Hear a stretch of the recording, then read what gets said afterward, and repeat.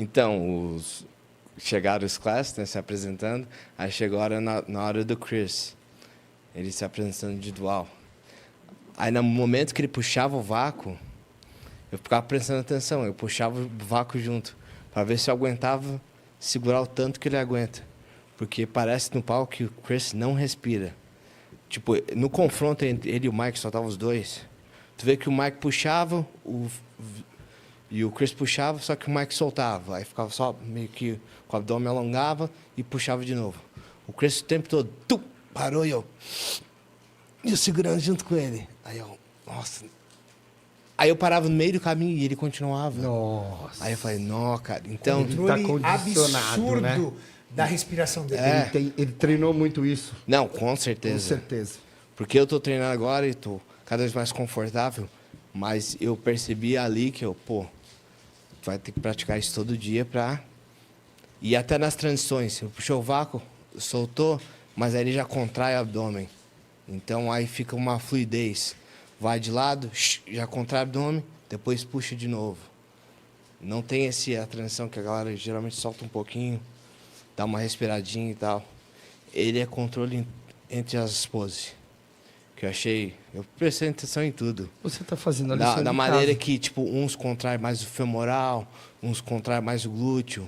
O que o árbitro preferiu ali. Porque eu senti que teve um padrão. Quem estava com os glúteos mais condicionados, mais profundo, é os que estavam ali no topo. Detalhamento e tal. Eu também concordo com ele, viu, o Júlio e Luca. Professor, você que é árbitro, por que os árbitros têm verdadeira... Eu sei o porquê, mas eu faço essas perguntas às vezes, porque é a pergunta que às vezes a galera Que quer a fazer. galera quer saber, Tá? né? Então, às vezes a pessoa fala, nossa, o Renato fez uma pergunta, querido. Eu faço uma pergunta como se fosse você perguntando. Por que os árbitros têm verdadeira obsessão por glúteos? No bom sentido, por favor. Sim. Isso foi uma tendência que aconteceu, principalmente quando os sisos começaram a ficar empatados. Quando o quê? Os sisos começaram a ficar empatados. Então... Começaram a se olhar para outras partes do exatamente. corpo para tirar essa dúvida. Não se interessavam por glúteos no passado, principalmente porque a sunga era maior. Na época do Arnold, por exemplo, né? Na Eles não tinham época glúteos. do Arnold, então, ninguém nem tinha. Nem tinha glúteo. E a sunga, Então, ou seja, esse assunto é recente. clássica cobria tudo. Cobria tudo. O primeiro atleta a mostrar um glúteo assim, desse nível de hoje, foi o Rich Gaspari, no Olímpia de 86. E 86 foi o primeiro, depois 87. E 88. Ele foi vice nos três. Ele foi o primeiro a mostrar um glúteo. Chamou a atenção isso? E ele colocou a sunga era grande, e mesmo assim dava para perceber que o glúteo dele era grande e todo estriado, né, pelas laterais. Né, e até ele tinha que tomar cuidado para a sunga não morder. Mas isso, na época, como não era procurado pelos árbitros, então não fez diferença para que ele fosse Mr. Olímpia. Porém, ao longo do tempo, os atletas, na década de 90 principalmente, começaram a ficar extremamente definidos. E quem tinha glúteo, tinha um glúteo absurdamente estriado. Então, o que aconteceu? A sunga diminuiu de tamanho por dois motivos. Uma, para mostrar a parte superior do quadríceps. Então, você tem o reto femoral já saindo aqui de cima, sartório. Então, a sunga diminuiu para mostrar a parte da frente. E aí, a sunga diminuiu atrás também, né, cobrindo só... Antes de cobrir inteiro, começou a cobrir 2/3 dos glúteos para mostrar o glúteo fibrado. Então, o que acontecia? Quando você olhava o atleta de costas... Né? Você olhava em cima, olhava embaixo, olhava a panturrilha também, apesar de falar que não estão olhando panturrilha, então sim. Os árbitros olham, porque pode ser um critério de desempate. Aí os dois têm panturrilha, daí ia para onde? Para o glúteo. Esse cara está mais definido, olha o glúteo dele como está, e o glúteo do outro não está definido dessa forma. Então ele está 1 grau acima na definição no olho do árbitro. Pronto, esse cara está com um ponto a mais para mim. E existe também um outro fator, né, professor? O fator de que o condicionamento físico, exatamente, ele é um local onde você vai perdendo gordura gradativa. Isso. E o glúteo é a última parte. A tendência dos últimos lugares para perder glúteo é perder gordura. Glúteo e a região lombar ali dos flancos. Exatamente. Entendeu? essas duas regiões ali são as regiões mais difíceis para secar. Então, quando o cara tem um lombar ali fibrando, que a gente chama de árvore de Natal ali, todo estriado, e um glúteo estriado, você entende que o condicionamento físico dele é o condicionamento físico no talo. E por que poucas pessoas notam isso hoje? Porque como o alto nível vem evoluindo cada vez mais, vocês têm a oportunidade praticamente de assistir shows profissionais. E na maioria das vezes vocês assistem shows Olímpia. Mas se você for um dia num campeonato amador, você vai perceber que existem atletas nesse nível de condicionamento e existem atletas que não têm esse nível de condicionamento. E de frente, às vezes, estão prontos. Então o árbitro consegue ver ali. Mas até um Olímpia você consegue ver. Poxa, no ano passado, ou no campeonato passado, os glúteos do fulano tinha mais estriamento, agora tem menos. Ou seja, um condicionamento menor do que do campeonato passado. Era muito comum os atletas competirem com 5%, 6% de gordura.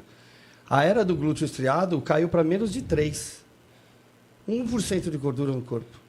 Né, que é extremamente perigoso até para a questão de saúde, mas é uma condição só de palco, né?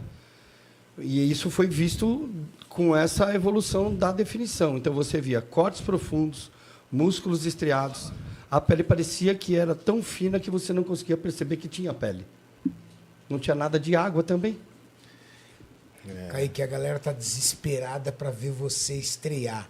Só que você é um cara muito metódico, muito racional, e você é um cara muito rigoroso consigo mesmo, muito autocrítico. O que falta para vermos Kaique Pro nos palcos? Acho que mais confiança em mim mesmo, em relação à pose, a confrontar, ver o meu físico lá. Eu já estou praticando bastante, eu vou puxar o offzinho até o final do ano, depois começar. Mas, de certeza, sem dúvida nenhuma, no começo do ano que vem, tu vai ver eu no palco. Ou seja... Em janeiro, eu já começo a prep. Então, 1º de janeiro, o Kaique está em preparação. Em janeiro você está definindo a data. Em janeiro, eu já estou buscando um campeonato e a preparação já começou. Nossa, pelo menos você conseguiu diminuir um pouquinho a nossa ansiedade. Esse ano nós não veremos Kaique. Não, esse ano não. Esse ano você vai ver eu martelar aí, ainda mais nos pontos fracos para... Podemos assim, vamos chutar assim, primeiro trimestre? Sim. Então já ficou mais fácil. Já deu um alívio de tanta ansiedade. Primeiro trimestre de 2025 veremos Kaique. Pega os shows que tem aí até primeiro trimestre. Porque aí vai dar um espaço bom o suficiente. Vai depender muito do resultado, mas eu quero pelo menos estar na briga ali no primeiro show. Se Deus quiser ganhar, para já ter tempo para o Olímpia.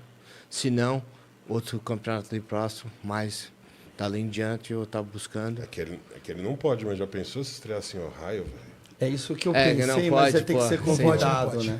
Tem que ser convidado. Porque o raio para ele só se for no ano que vem. Porque aí eu tem teria que ter show estreado na Classic já, para ganhar esse convite.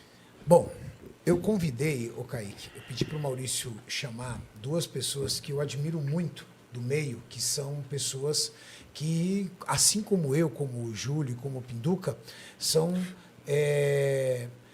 promotores do esporte, comentaristas do esporte, e esses 2 são, em especial, 2 comentaristas de sofá. São 2 especialistas de sofá. Eu convidei o Gorgonoide e o Jason para fazer perguntas para você. Boa! Então vamos ver aí, galera, qual é a pergunta, primeiramente, do meu amigo querido Gorgonoide para Kaique Pro. Primeiramente, queria mandar um salve pro Champs. Eu gosto muito dele, ele sabe disso, sou fã número 1 dele. Queria lembrar vocês que eu estou usando aqui Alphaco também, né, que agora está patrocinando o Cariani e o Balestrin.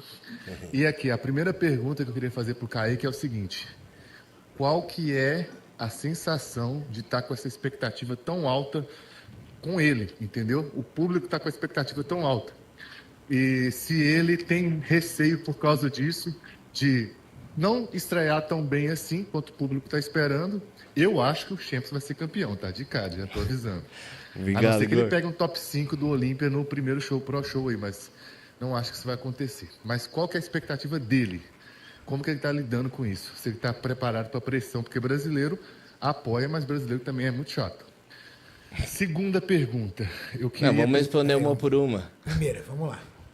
Então, no começo eu tava meio assim, tipo, cara, já vai destruir o Chris. Aí eu, mano, cara, 6 vezes campeão, calma.